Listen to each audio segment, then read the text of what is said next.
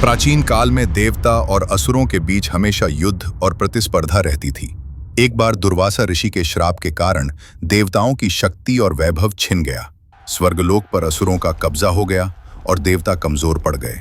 इस संकट से उबरने के लिए देवताओं ने भगवान विष्णु की शरण ली।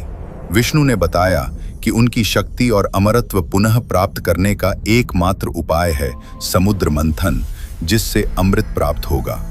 लेकिन यह कार्य इतना विशाल था कि देवता अकेले इसे नहीं कर सकते थे।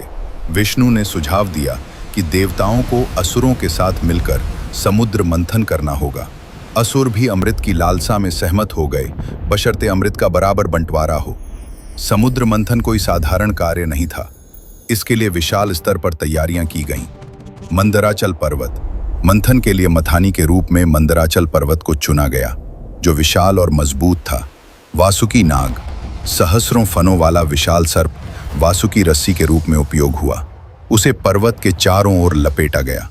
कूर्म अवतार मंदराचल को समुद्र में स्थिर रखने के लिए भगवान विष्णु ने कूर्म कछुआ अवतार लिया और पर्वत को अपनी पीठ पर संतुलित किया। विष्णु की चतुराई से देवताओं ने वासुकी की पूंछ और असुरों ने सिर की ओर पकड़ा। पूंछ की ओर मंथन आसान था, जबकि सिर की ओर कठिन, जिससे देवताओं को लाभ हुआ। जैसे ही मंथन शुरू हुआ, समुद्र में उथल पुथल मच गई।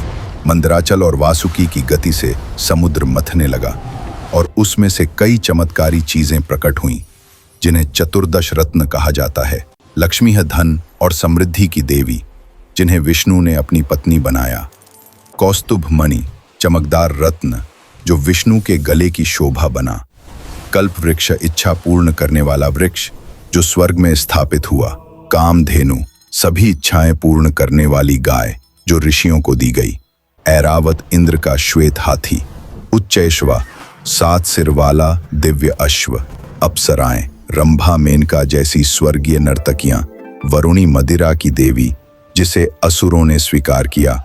चंद्रमा, जिसे भगवान शिव ने अपने मस्तक पर धारण किया, इसलिए उन्हें चंद्रशेखर कहा जाता है। पारिजात वृक्ष सुगंधित और दिव्य वृक्ष।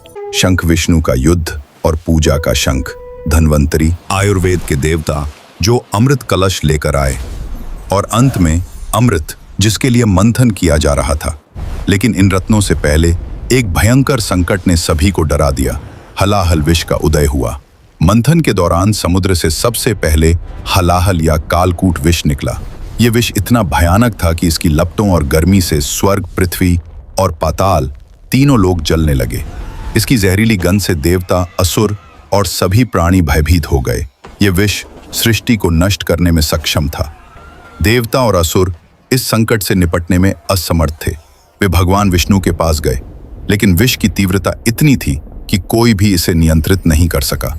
तब सभी ने भगवान शिव की शरण मांगी, जो सृष्टि के रक्षक और संहारक दोनों हैं।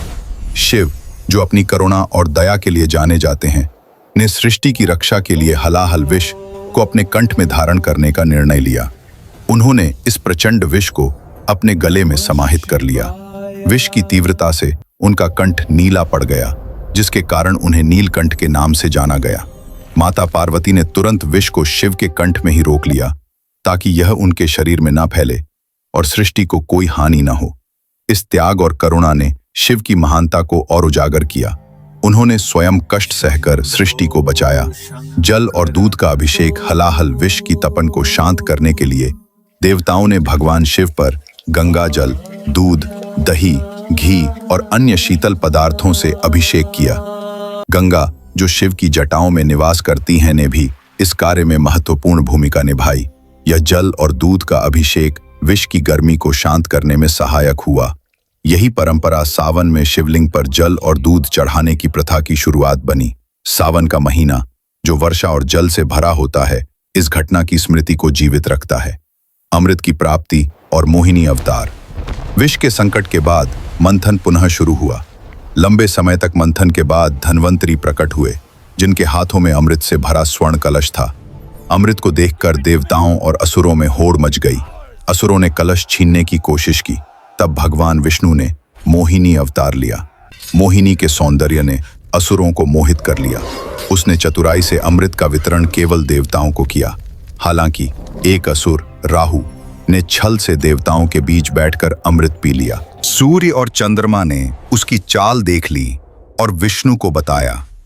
विष्णु ने अपने सुदर्शन चक्र से राहु का सिर काट दिया, लेकिन अमृत के प्रभाव से वो मरा नहीं। इस प्रकार राहु और केतु का जन्म हुआ, जो ग्रहों के रूप में जाने जाते हैं।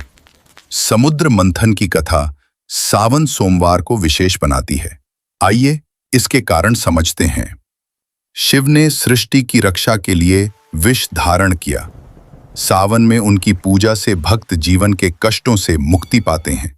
जलाभिषेक, विष की तपन को शांत करने के लिए शिव पर जल और दूध चढ़ाया गया। यही कारण है कि सावन में शिवलिंग पर अभिषेक की परंपरा है। मंथन से निकले चंद्रमा को शिव ने अपने मस्तक पर धारण किया। सोमवार, जो चंद्रमा का दिन है, सावन में विशेष शुभ माना जाता है। सावन की वर्षा और हरियाली शिव की शीतलता और प्रकृति से जुड़ाव को दर्शाती है।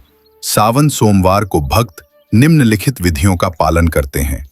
शिवलिंग अभिषेक, गंगा जल, दूध, दही, शहद और बेलपत्र से अभिषेक। मंत्र जाप, ओम नमः शिवाय और महामृत्युंजय मंत्र का जाप। व्रत, सात्विक भोजन या फलाहार के साथ उपवास। कथा पाठ, समुद्र मंथन की कथा सुनना या पढ़ना। दान, गरीबों को दान और भक्ति कार्य। यह कथा केवल एक घटना नहीं, बल्कि एक गहन दार्शनिक संदेश देती है।